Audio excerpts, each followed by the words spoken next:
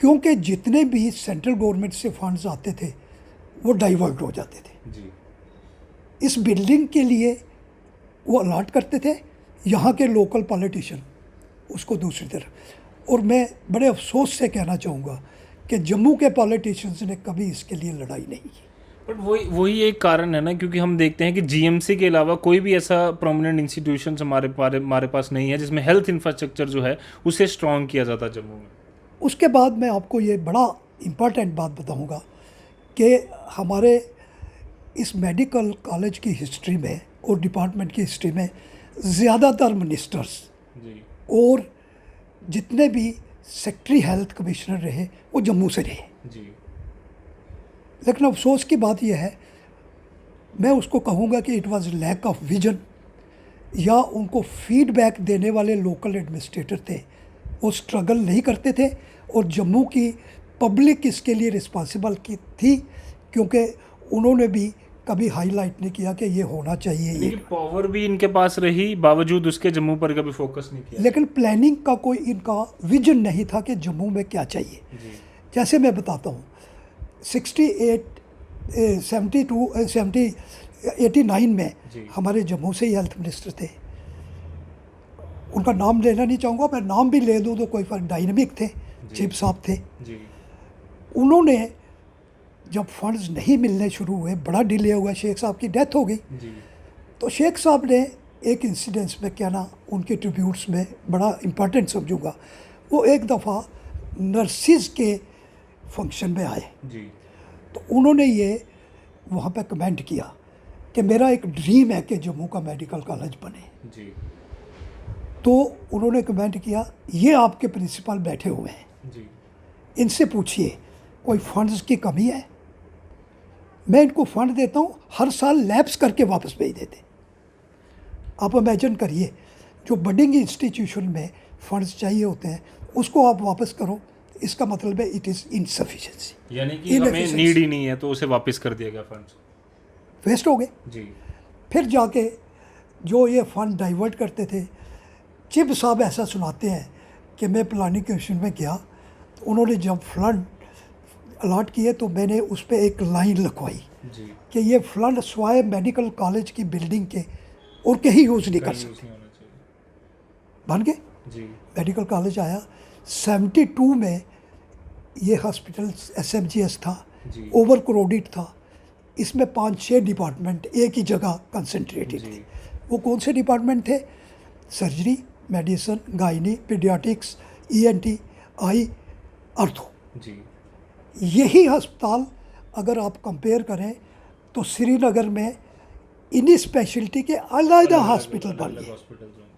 देखिए उनकी विजन, जी। हम उनके विजन की दाद देते हैं, उनको अप्रिशिएट करते हैं कि आफ्टर ऑल उन्होंने हॉस्पिटल बनाए, तो हमें कोई जेलसी नहीं है, तो वो लोगों की बेहतरी के लिए बनाए। लेकिन ऐसा नहीं होना चाहिए था। ये इतनी डिस्क्रिमिनेशन थी कि उन्होंने बोन जॉइंट अलहदा कर दिया, ए क्लास हॉस्पिटल, पीडियाट्रिक्स अलहदा हॉस्पिटल बन गया, साइकेट्रिक अलहदा बन गया, पीडियाट्रिक्स का जो है डेंटल हॉस्पिटल अलहदा बन गया, वो सभी, और उसके साथ इसके साथ साथ फुल फ्लेज स्किम्स बन गया। जेलम वैली बना, उसका अस्पताल अलहदा बना।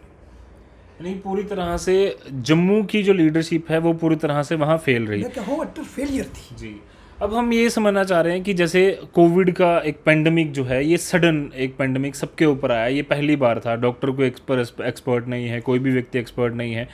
आपको लगता है कि जिस तरह से कश्मीर में एक स्टार्टिंग की जो वेव आई, एक बड़े पैमाने पर वहाँ पर पॉजिटिव केसेस आए, मौतें भी हुई, बट कश्मीर ने कहीं ना कहीं काफ़ी तेज़ी से उसे रिकवर किया, आपको लगता है कि ये हेल्थ इंफ्रास्ट्रक्चर जो उनका तैयार था और जम्मू में जो कमज़ोर दिखा वही की कमी, वही एक बेसिक था जिससे वो इसको पेंडेमिक को डील कर सके, क्योंकि उनके पास बेड्स ज़्यादा थे, इंफ्रास्ट्रक्चर ज़्यादा था, 3-4 वेल एस्टेब्लिश्ड हॉस्पिटल थे, फैसिलिटीज़ ज़्यादा थी, सुपर स्पेशलिटी हॉस्पिटल था जो फुल फ्लेज्ड, जिसमें रिसर्च थी, हर एक चीज़ कन्वीनियंट थी, पैरामेडिकल स्टाफ था, नर्सें थी जो कि वो डील कर सके, और फिर उनकी विल थी।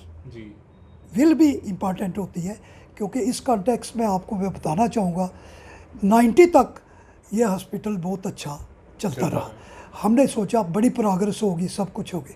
उसके बाद ये मैं कहने से हेजिटेट नहीं करूँगा, जो भी यहाँ के एडमिनिस्ट्रेटर आए, प्रिंसिपल्स आए, उन्होंने सिर्फ टाइम बिताया, कंट्रोवर्शियल नहीं बने, लेकिन कोई कंट्रीब्यूशन नहीं रही। जैसे मैं आपको एक एग्जांपल देता हूँ, 2011 में सुपर स्पेशलिटी हॉस्पिटल के लिए पोस्टें क्रिएट की गई। फारूक अब्दुल्ला ऐसी उमर अब्दुल्ला साहब की हुकूमत थी।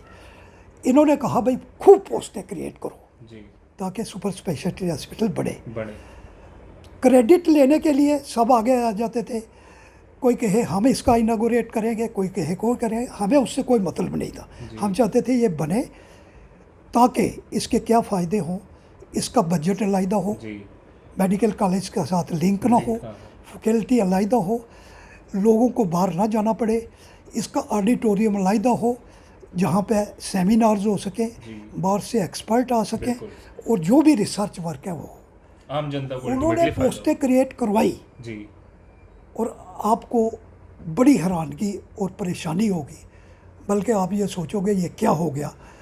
उन्होंने कहा पोस्टें क्रिएट करो। यहाँ के जो लोकल एडमिनिस्ट्रेटर थे जैसे प्रिंसिपल, उन्होंने डबल पोस्टें मांगी क्योंकि सुपर स्पेशलिटी जब तक इन्होंने पोस्टें नहीं मांगी जब तक वहाँ सुपर स्पेशलिटी हॉस्पिटल के लिए सेक्शन नहीं हो श्रीनगर। मतलब ये आपसी लड़ाई के चक्कर में जो है वो पोस्टें जो है अभी तक बनी, उनका इंटरेस्ट और हमारा डिसइंटरेस्ट। उन्होंने वहाँ जब तक सुपर स्पेशलिटी हॉस्पिटल वहाँ डिक्लेयर नहीं हुआ सेपरेट जम्मू की तरफ पे, तब तक उन्होंने पोस्टें सेक्शन नहीं की।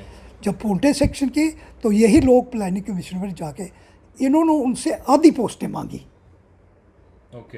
मतलब आपको पहले मिला सुपर स्पेशलिटी, आपके पास एक एज था कि आप जल्दी उसे तैयार कीजिए, इंफ्रास्ट्रक्चर तैयार कीजिए, डॉक्टर्स लाइए, बावजूद उसके आपने इग्नोर करते गए और एक दिन उस वक्त मैं आपको क्या बताऊं कि कितना सुनहरी मौका था।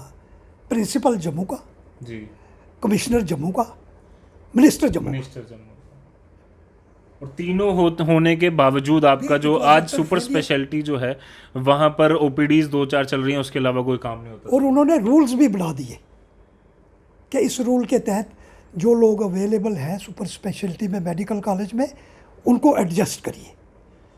उनमें से बहुत अच्छे लोग थे जो नए आए, अच्छी ट्रेनिंग करके आए, लेकिन इन्होंने अभी तक वो रूल्स नहीं इम्प्लीमेंट कर सके। और उसमें से 90 मैं कहूँगा कि कोई 80-90% पोस्ट अभी भी वेकेंट है। मतलब इतना इंफ्रास्ट्रक्चर तैयार करने के बावजूद इतनी पोस्ट वेकेंट रखना, इसका मतलब क्या निष्कर्ष व्यक्ति निकाले कि इनका विजन बड़ा नैरो था। इनको लगा कि नीड ही नहीं है हमें। नीड तो है जी, लेकिन सोच नहीं है जी कि इसने आगे आके क्या बनेगा। आगे एपिडेमिक आएंगे, आगे स्पेशलिटी के आबादी बढ़ती जाएगी। कश्मीर से माइग्रेशन हुई, 7-8 लाख लोग आ गए। बिल्कुल।